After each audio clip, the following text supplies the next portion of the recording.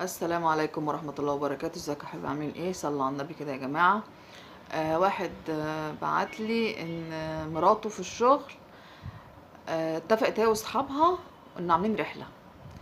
بيقولوا هي حامل وكده، والحمل متعبها ومضايقها وقرفانة، وانا بقالي كتير ما خرجتهاش وكده. فقالت له ايه، هنروح ونرجع، يعني يوم كامل بدري وهنيجي بالليل. راح قال لها ايه، لا ما تروحيش، انا اصبري يومين كده افوق يعني واخلص شغلي وهعوضك وهعملك اللي انت عايزاه. فبتقول له ما انا هرجع في نفس اليوم مش هتاخر. راح قال لها ايه، لا. فبيقول في يوم بعديها بيومين ميعاد الرحله وانا مش مركز، انا مش واخد بالي.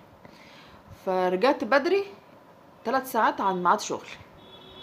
فبرن عليها ما بتردش. فين؟ لما ردت انت فين؟ قالت له انا في البيت.